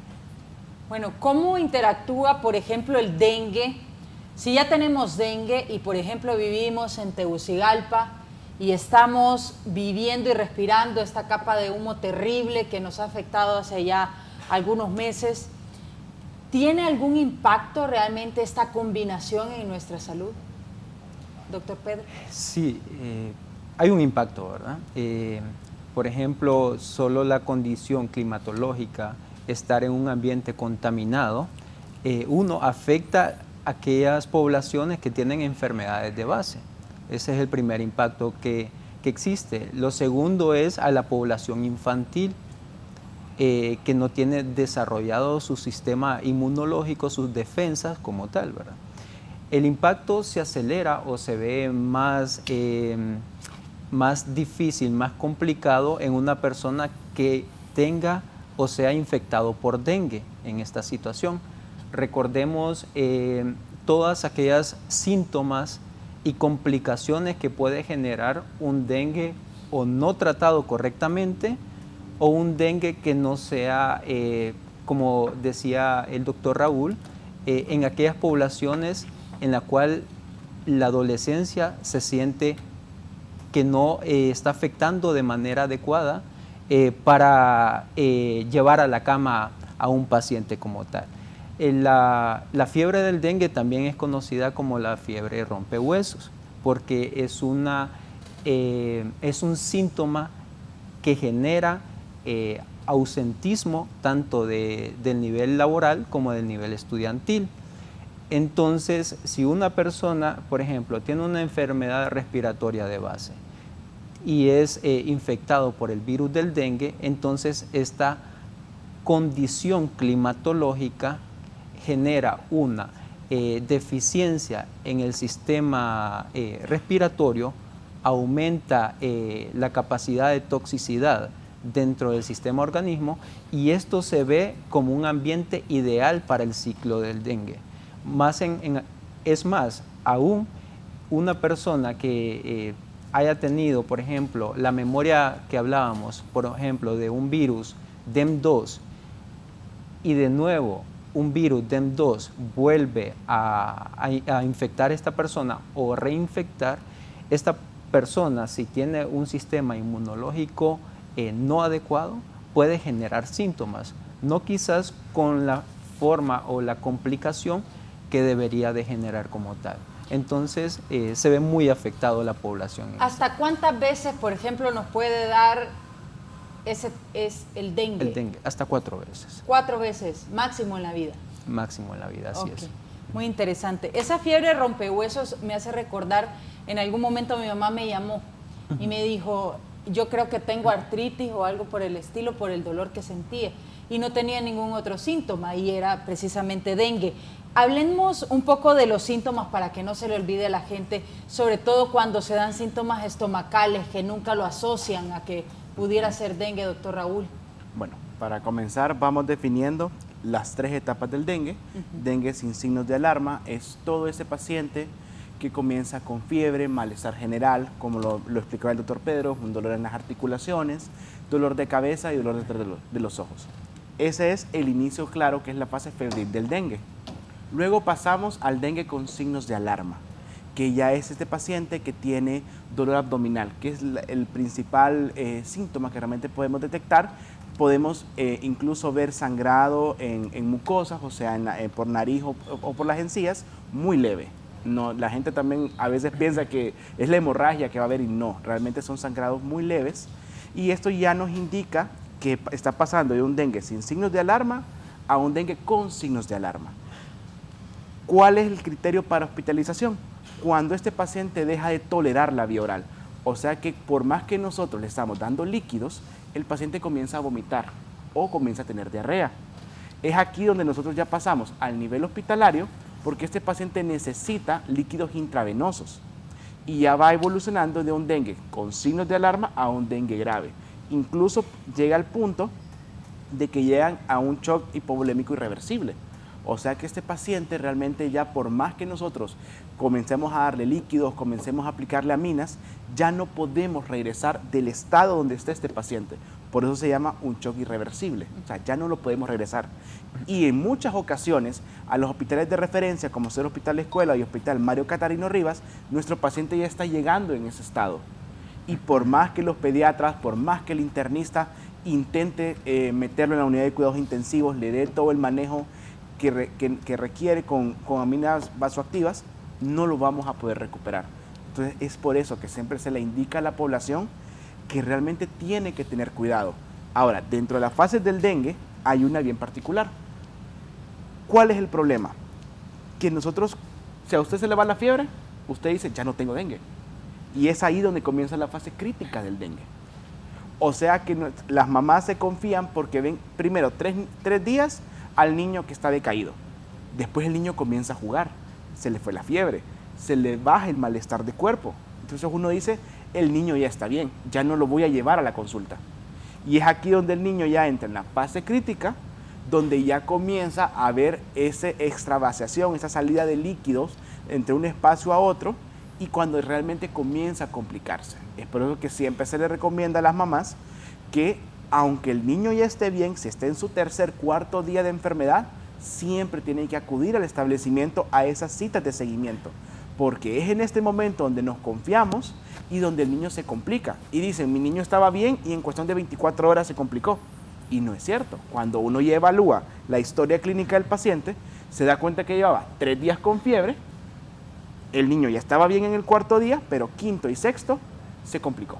¿Realmente se programan esas citas de seguimiento? Porque conocemos la saturación hospitalaria que tenemos, conocemos la carga que tienen nuestros centros de salud. ¿Realmente se asignan o es una, digámoslo así, una orden que se debe seguir para los médicos, sobre todo al interior del país? Dentro del primer nivel de atención, que es el que brinda estas citas de seguimiento, está la instrucción, donde cada médico, cada 24 o 48 horas, según la evolución del paciente, tiene que estarlo citando. Esto es para hacer un hemograma, para hacer una revisión clínica del niño o del adolescente y poder ver realmente si está recuperándose o si necesita ya una mayor complejidad de atención y ya merece ser referido. Ok, excelente. Ahora, doctor Lorenzo, ¿han recibido algún tipo de apoyo económico a nivel internacional gracias a las alianzas que quizá tiene en este momento el actual gobierno? Sí, digamos por medio de OPS, no financiero, ¿verdad? Pero sí, ellos tienen unos fondos y digamos en la parte de lo que es la impresión de afiches, que hay un departamento en la Secretaría de Salud que es comunicación social, ellos hacen todo lo que es el afiche y se lo presentan a OPS, le dan unos retoques y OPS es quien manda a la impresión de esos afiches o o también folletos, o también estampillas, todo lo que es publicidad. Sí, el fondo de la OPS ha apoyado en base a eso. Nosotros también, cuando desplazamos el equipo técnico, por medio de fondos nacionales, el gobierno tiene destinado en la Secretaría de Salud recurso financiero. Por ejemplo, ahorita en Cortés ya tenemos 2 semanas de estar desplazando al equipo de apoyo para Cortés. Allá anda la parte de entomológica, es decir, de los que estudian el zancudo, y también se ha estado desplazando al equipo de dengue en aquellos departamentos con mayor incidencia de casos. Esto es solo con fondos nacionales, ¿verdad? Donde con esos fondos nosotros nos desplazamos por medio de los vehículos que tenemos en la Unidad de Vigilancia de la Salud, y se hacen la revisión epidemiológica de cada uno de las regiones o los departamentos que tienen mayor incidencia de casos, y se les dan las directrices que deben de ser cumplidas a cabalidad para bajar esa incidencia. Y lo más importante, ¿verdad? Siempre les recordamos la integración de las fuerzas vivas locales del departamento para que se sumen a esta lucha del dengue, y que de manera coordinada con la Secretaría de Salud se hagan todas las intervenciones para la eliminación, identificación y destrucción de los criaderos. Y también después, a esa otra fase, es la fumigación y el rociado de las paredes, que no es una técnica nueva, como aparece ahí un spot en uno de los medios de comunicación escrito. No, eso es una técnica ya vieja, más bien tiene su técnica, ¿verdad? No es como andar pintando paredes, no es así, es un baile que como un vals, ¿verdad? Para rociar una pared hay que aplicar la técnica del vals, así lo he identificado yo, y no así como andar pintando paredes, no es así. Entonces, para todo hay una técnica, para todo hay una explicación científica, para todo hay un determinante social, y eso es lo que nosotros hemos estado haciendo. Además, licenciada Andrea, y le quiero decir que hemos encontrado y hemos recuperado material o máquinas que han estado en mal estado, y que las hemos puesto a echar. Por ejemplo, en Comayagua, yo recuerdo el año pasado se recuperaron 2 máquinas muy valiosas que nos ayudaron a controlar la situación, que estaban que necesitaban mantenimiento, y nosotros por medio de la Secretaría, de los fondos de la Secretaría, le dimos mantenimiento. Esas máquinas estaban valoradas casi en 2 millones de lempiras. También en este año identificamos 2 máquinas más en Cortés que necesitaban mantenimiento, y se repararon con casi 17,000 lempiras con fondos propios de la región de salud de Cortés, y ya están puestas a disposición de la fumigación, es decir, andan fumigando esas. Y con eso nosotros podemos hacer y recuperar equipo que tal vez estaba en mal estado, y lo hemos recuperado gracias a los fondos nacionales de la Secretaría de Salud. Ok, también me llamó la atención un proyecto que se dio recientemente, de que se crió un tipo de zancudos y luego se hizo la liberación en el ambiente. ¿Qué tanto funcionan, doctor Pedro? Sí, el mosquito Wolbachia. Bueno, el mosquito Wolbachia vamos a comenzar hablando qué es la Wolbachia. La Wolbachia es una bacteria que se encuentra aproximadamente en el 50% de todos los animales insectos. Entonces, por ejemplo, el gusanito que sale en las guayabas, perdón, está infectado con Wolbachia, tiene Wolbachia. Entonces, es algo que no va a generar resistencia nunca por su ciclo. Y 2, entonces, el mosquito Wolbachia es cuando se inocula el huevecillo con la bacteria Wolbachia. Entonces, estos mosquitos que nacen son mosquitos infectados con Wolbachia. Actualmente, Médicos Sin Fronteras, en la zona del Manchén, liberó hasta el momento 7.3 millones de mosquitos con Wolbachia en esta zona del Manchén. Ellos cerraron a febrero de este año con una implementación del 82% en la zona del Manchén. Entonces, ¿cuál es la función de este control vectorial por medio de mosquito con Wolbachia? Viene el macho infectado, hay dos vías. Está la hembra que inocula sus huevecillos con Wolbachia, y todos los mosquitos que van a nacer posteriormente son mosquitos con Wolbachia. Entonces el virus no va a poder replicarse en estos mosquitos y el ciclo de vida del Aedes aegypti queda hasta ese límite. Y la otra es por la vía del macho. El macho infectado con Wolbachia inocula a la hembra y por este medio nacen mosquitos con Wolbachia. Entonces no se reproduce el ciclo del vector, y esta es una alternativa que ha llegado por medio de este estudio a Honduras y que actualmente pues estamos esperando el impacto. Son fases del estudio. La primera fase fue la liberación. Actualmente está en una fase de replicación del mosquito.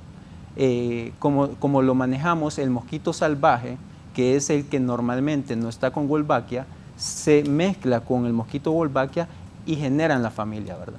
Para esto lleva un tiempo, aproximadamente son 6 meses más. 6 meses de liberación fueron, otros 6 meses para ver la replicación y posteriormente ver el impacto que se va a obtener de este estudio. Entonces lleva un tiempo. Ok, y hablando, por ejemplo, del tema del Zika y del chikungunya, doctor Raúl, ¿todavía se ven esos casos en los centros hospitalarios y qué tanta incidencia tenemos? Bueno, dentro de los estudios laboratoriales que se realizan en el Laboratorio de Vigilancia de la Salud, se hace la técnica de trioplex. O sea, nosotros dentro de la muestra que llega del paciente, yo le saco una muestra a usted, yo perfectamente puedo correr los 3, dengue, chikungunya y Zika, porque a pesar de que no tenemos brotes en nuestro país de Zika o chikungunya, no descartamos que en algún momento puedan haber. Entonces, responsablemente nosotros siempre hacemos esa vigilancia. Actualmente en los centros hospitalarios no hemos detectado ningún caso de chikungunya o Zika confirmado, pero sí hay sospechas clínicas, por lo cual siempre, por ejemplo, en una paciente embarazada, si nosotros tenemos la sospecha de Zika, a pesar de que la muestra salga negativa, siempre se le da un seguimiento, tanto a ella como al recién nacido, por las consecuencias que el Zika ha tenido anteriormente. Igual el año pasado tuvimos un brote de chikungunya atípico en Paraguay. Siempre la unidad de vigilancia hace la alerta epidemiológica en la cual dice cuáles van a ser los lineamientos que tenemos que tomar como país ante la posible introducción del chikungunya en Honduras. Gracias a Dios, pues no avanzó de Sudamérica hasta Centroamérica, pero siempre se mantiene esa vigilancia estricta de estas enfermedades. Sí, porque realmente existen, pues, y al final se han mantenido vigentes en algún momento de nuestra historia y tenemos que también vivir con ellas. Doctor Lorenzo, estamos en alerta máxima, pero hay quienes consideran que se debería considerar ya como una emergencia nacional. ¿Qué criterios son los que ustedes manejan para declarar o no una emergencia nacional por dengue? Bueno, el primer criterio es el criterio de ingresos o de las salas colapsadas de los por lo menos el 80% de los hospitales. Tenemos 32 hospitales que pueden colapsar. Entonces, si un hospital está colapsando, entonces hay que dar respuesta resolutiva sobre eso. Otra la situación es la situación epidemiológica, ¿verdad?, que debe de tener, pero más que todo es el ingreso hospitalario de los graves, porque si estamos teniendo graves y se nos está colapsando cada uno de los hospitales, entonces nosotros tenemos que tomar ese criterio clínico, y el criterio epidemiológico es la mortalidad, ¿verdad? Tener en cuenta el grado de mortalidad o la incidencia de la mortalidad, de la letalidad del dengue. Y lo otro es la cantidad de números confirmados, ¿verdad? Porque tenemos casos sospechosos, es decir, en la mayoría de los casos el médico lo detecta como un síndrome febril, pero ese síndrome febril puede ser, como le dije al inicio, una amigdalitis, un COVID, puede ser una influenza, puede ser una infección del oído. Entonces, si no se le da el seguimiento correspondiente o la aplicación de la norma de atención de casos sospechosos de dengue, es decir, referir al día siguiente, citarlo al día siguiente, citarlo a las otras 48 horas y valorar todo eso o descartarlo. Entonces, por medio del Laboratorio Nacional de Virología, pues prácticamente solo nos han detectado ellos 1.248 casos confirmados. Sin embargo, sabemos que las indicaciones que uno da como estrategia a nivel nacional a cada una de las regiones sanitarias es emitir alertas y actualizar esas alertas. Y desde el año pasado nosotros venimos alertando a cada una de las regiones para que hagan sus intervenciones tanto en el área de epidemiología, en el área de laboratorio, en el área de la red de servicios de salud, en el área de marco normativo, que debe de ser el cumplimiento y vigilancia de las normas de atención de pacientes con dengue. Entonces, todos esos criterios se suman, se analizan en una sala situacional y se determina o se le presenta el documento a la señora ministra y ella lo presenta al Consejo de Ministros, la señora presidenta, y es ahí donde se toma esa decisión de tomar ya una alerta nacional de emergencia por dengue. ¿Cuál sería, por ejemplo, el margen de casos que deberíamos sobrepasar para que ya se declare como una emergencia? Tenemos 1.248 casos. ¿Cuál sería el límite entonces para que se convirtiera en una emergencia? Bueno, eso dependería de los casos confirmados. Nosotros podríamos decir que unos 5.000 casos confirmados, 5.000 casos confirmados para arriba, nosotros podríamos decir de que la situación sí es más grave, ¿verdad? Y que valorar también que los casos graves que estén hospitalizados superen la capacidad de las camas, es decir, que tengan un colapso hospitalario y que los hospitales digan ya ya puse mi cantidad de camas disponibles, ya no tengo más camas. Entonces ahí ese reporte uno hace que se emita la alerta, porque mire, tenemos departamentos como Intibucá, que es de muy baja incidencia de casos de dengue, y eso es por la altura. El vector del dengue y le gustan más las zonas cálidas, ¿verdad? Las zonas más bajas, pero la altura como Intibucá, no le digo que no hay casos, sí, pero la incidencia de casos solo, o el reporte de casos que ellos nos hacen es de muy baja incidencia, pero también tenemos otra contraparte, digamos Choluteca nos ha reportado prácticamente 0 casos de dengue grave, incluso también Valle. Entonces miramos que esto no solo es de las alturas, sino del abordaje que se haga, del compromiso de la población, de identificar y de detectar los criaderos de zancudo. Digamos, en Valle tengo mucho conocimiento porque le hemos dado mucho seguimiento a Valle y a Choluteca. La población está organizada, ¿verdad? Yo le decía al doctor Ronnie, que es el director de Valle, ¿por qué ustedes no tienen ingresos hospitalarios de pacientes graves? Entonces me decía, mira, porque nosotros tenemos aquí cada patronato organizado, ¿verdad?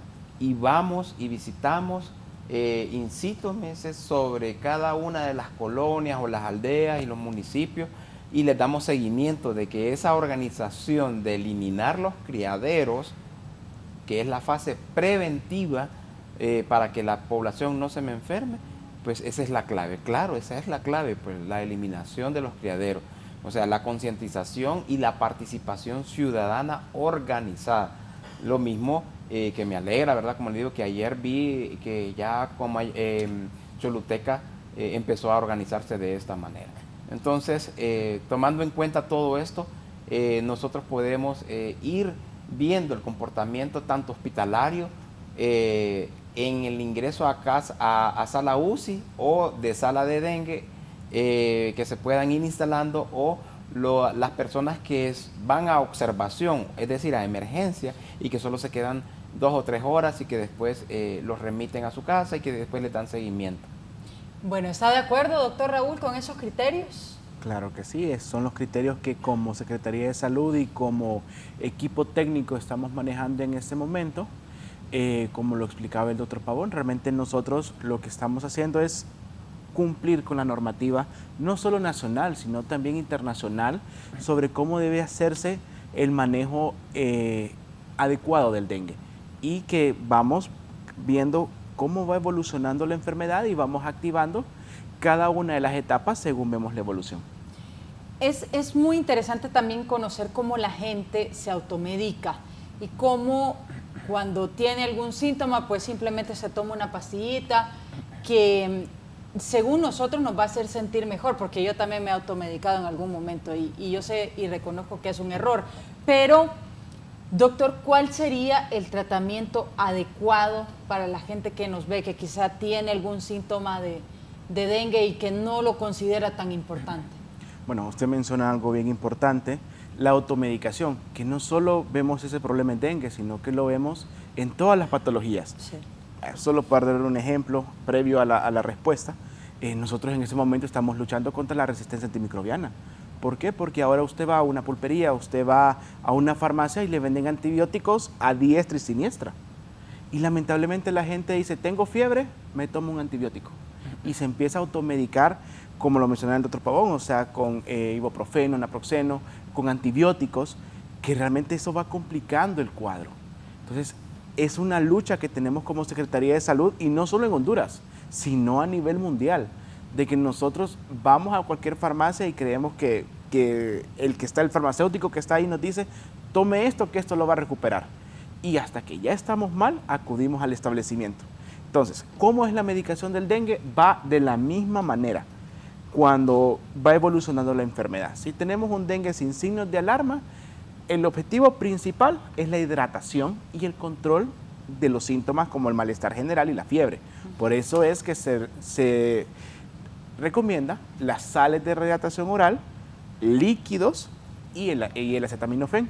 Tenemos que tener cuidado con las sales de rehidratación oral, porque también vamos a la farmacia y nos dicen, esto hidrata o tome Gatorade. El Gatorade recupera electrolitos, pero no hidrata. Y eso es un mal concepto que nosotros tenemos en ese momento. Entonces, ¿qué es lo que tenemos que hacer? Tomar agua, ir al establecimiento de salud, nos van a dar las sales de rehidratación oral, nos van a explicar cómo tomarlas.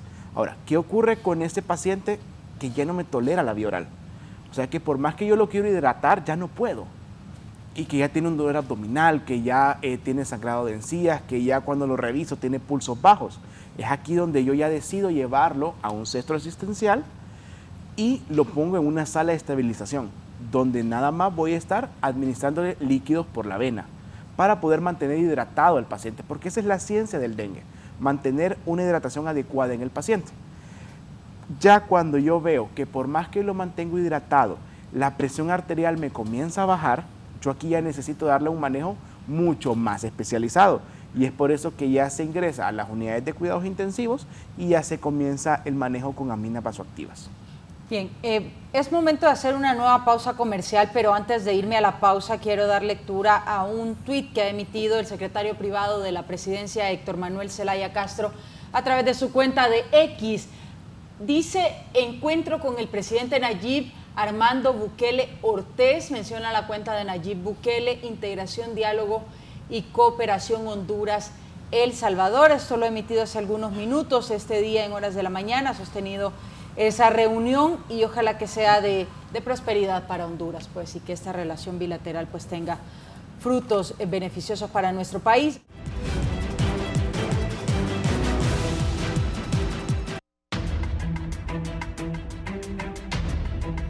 Continuamos con más del foro La Entrevista esta mañana con el tema de la alerta máxima por brote de dengue. Doctor Lorenzo, sus conclusiones sobre el tema y las recomendaciones finales. Bueno, gracias. Agradecerle a usted por habernos permitido llegar a cada una de la teleaudiencia de Canal 11 en la entrevista a nivel nacional.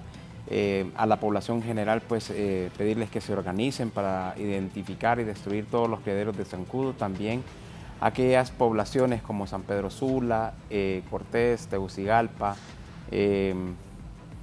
Comayagua, donde también que dejen entrar a las brigadas de salud, es decir, hay colonias o barrios donde no nos permiten entrar y les pedimos pues a las maras y pandillas que por favor dejen entrar al personal de salud, porque nos han reportado esa limitante de donde las máquinas LECO no pueden llegar, o las termonebulizadoras, que son unas bombas portátiles, también no pueden llegar a cada una de las casas para hacer las fumigaciones respectivas. Y a la población también decirles que si tienen larvas, pues elimínenlas con un pascón.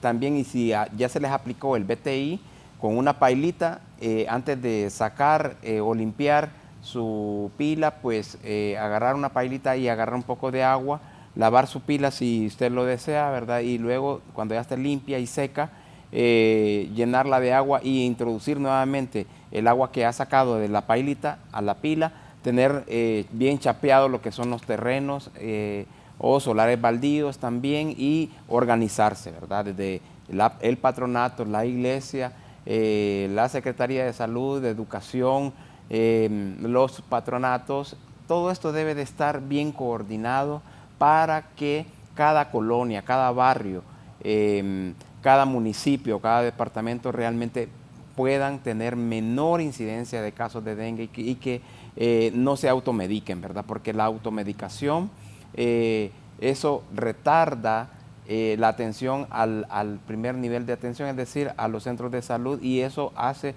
una demora a los servicios de salud porque enmascara los signos y síntomas de gravedad del dengue. Entonces, no esperen también que el niño o la persona embarazada o la persona que esté presentando los signos y síntomas del dengue llegue 2 o 3 días después a un centro asistencial, sino de que debe de acudir lo más tempranamente posible para que no caiga en una cama de dengue o a una sala de UCI. Así que esas son mis recomendaciones, ¿verdad? También pues pedirles a cada una de las 20 regiones sanitarias que lean la alerta epidemiológica que ya está actualizada y que por favor se cumpla todo lo que está ahí en base a sus capacidades.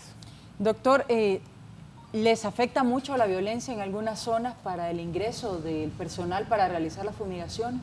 Sí, en realidad que nos han reportado, digamos, que zonas como Chamelecón son zonas que son muy calientes y que no dejan entrar al personal de salud, ¿verdad? Entonces, queremos que por favor en esas zonas permitan el ingreso a toda la cuadra o todo el barrio o toda la colonia o todo el municipio de Chamelecón, estas brigadas de salud que nosotros estamos desplazando, porque si no, la incidencia o los casos de dengue siempre los van a tener y van a tener mortalidad en ese departamento. Entonces nosotros hacemos un llamado de concientización, que por favor que nos permitan pues entrar a esos lugares. Lo que es otras zonas donde también sí nos han dejado entrar, quiero agradecerles y que continúen dejando entrar al personal de salud, pero aquellas colonias o barrios o municipios donde no nos han podido dejar entrar, por favor que sean un poco más conscientes y que por favor nos permitan entrar con las brigadas de salud, tanto en la mañana que se están haciendo y en la tarde-noche, que es donde la tasa de picadura de la zancuda es de mayor incidencia. Listo. Doctor Raúl, sus recomendaciones finales. Bueno, primero que todo, muchas gracias por este espacio para poder informar al pueblo hondureño acerca de cuáles son las recomendaciones para el abordaje del dengue. Decirle a la población que como redes de servicios estamos preparados para poder brindar la mejor atención. Estamos trabajando tanto en el primer como en el segundo nivel de atención para poder mejorar esa atención que llega no solo en el establecimiento de salud, sino también en la red de hospitales del país. Así que cualquier duda que se tenga, pues la población puede acercarse a los establecimientos de salud, a la región de salud, a los hospitales, y van a poder ser atendidos de la mejor manera. Así que muchas gracias. Doctor Pedro, su apreciación final. Sí, de nuevo muchas gracias por el espacio. Mi recomendación o mi llamado es al televidente que hoy nos está sintonizando y que recordemos que cada persona somos entes de comunicación, que este mensaje que el televidente captó el día de hoy lo transmita en su familia, en sus casas y que se socialice del tema, que se eduque y que no tome pautas equivocadas, pautas como la automedicación que han mencionado los colegas y que al primer indicio de síntoma busquen una unidad de atención correspondiente, porque el dengue sí mata. Gracias, doctor Pedro. La última apreciación sería entonces sobre la presentación, ya entonces para cerrar este espacio, doctor. Sí, pues a ver si nos pueden poner ahí la presentación, que son de las muchas actividades que nosotros hemos realizado y que no se ven, ¿verdad?, si no es en estos espacios, ¿verdad? Este es parte de la comunicación del riesgo que se han emitido a nivel nacional, ¿verdad?, en cada una de las regiones sanitarias. No sé si antes de esta hay otras ahí, que es la reparación de las máquinas. Mire, ahí hemos, esa máquina que usted ve ahí donde está el licenciado Urrutia y el señor Oscar, esa máquina nosotros estaba abandonada y nosotros le dimos vida, la recuperamos esa máquina. Solo esa máquina ahí vale $500,000 de lempiras, ¿verdad? Esa máquina verde que ustedes ven ahí, que está encima de esa tarima de madera, estaba abandonada. ¿Cuánto les costó repararla? Costó 7,000 lempiras. Okay. O sea, se le cambió lo que es el filtro, se le cambió el aceite, se le cambió la bujía y algunos alambritos y la echamos a andar, ¿verdad? Y también se han reparado y se les ha dado insumos y materiales a cada una de las regiones, de las 20 regiones, y esto es lo que nosotros hemos estado haciendo. Le hemos estado apoyando a cada una de las regiones, las hemos estado visitando y hemos hecho esos diagnósticos donde hemos encontrado esto y hemos dado respuesta, ¿verdad? Porque sabemos que comprar una máquina de estas pues es muy cara, y ahí es donde se han estado aplicando el BTI. Esas son las acciones que la Secretaría de Salud ha hecho en cada una de las regiones para meter el BTI ahí, tanto en las pilas como en esos drones. Se mide, no es a lo loco, ¿verdad? No es que le voy a echar así como que si fuera maicillo, y no. Cada una de esas uno mide, el técnico mide cuánto es de profundidad y cuánto es de longitud de la pila, y ya hay medidas exactas para la aplicación del BTI. Mire, ahí están destruyendo criaderos, identificando y destruyendo, y en aquella cacerola que tenían ahí, pues ahí se han identificado las larvas. El ejército nos ha ayudado, ¿verdad?, a aplicar, se les ha dado el entrenamiento adecuado, y ellos nos han sido un pilar muy fundamental, ¿verdad?, para que nosotros podamos ir avanzando en el control de la incidencia de los casos de dengue. Mire, ahí estamos en los cementerios destruyendo, ¿verdad? Los cementerios no deben de utilizar floreros con agua, sino que deben de utilizar tierra o arena en los floreros, y que las flores no deben de ser naturales, sino que deben de ser artificiales. ¿Mire? Entonces ahí está en la noche, mire, se está fumigando también, ¿verdad? Cosas que se hacen en la mañana y en la noche, ¿verdad? Ok, vamos a finalizar este espacio, ya solamente me queda un minuto, presentándole que se tiene una brigada de aplicación de herbicidas y de destrucción de criaderos, y esto será en el barrio Las Crucitas. Fue hoy 24, mañana 25 y el domingo 26 de mayo a las 8 de la mañana. Así que si usted vive en el barrio Las Crucitas, abra las puertas de su vivienda para que les puedan colaborar de esta manera con la fumigación. Y bueno, así nos vamos despidiendo de este foro de la entrevista esta mañana, hablando sobre el dengue. Cuídese, de verdad, cuídese de esta enfermedad que realmente es prevenible. Cuide a sus pequeños, cuide a sus niños, adolescentes, porque son los que están sufriendo más de esta enfermedad durante este tiempo, y de este serotipo 3, que sabemos que son términos complejos, pero tratamos de hacerlo accesible para todos ustedes. Se despide Andrea Hernández esta mañana del foro. Feliz día y con permiso.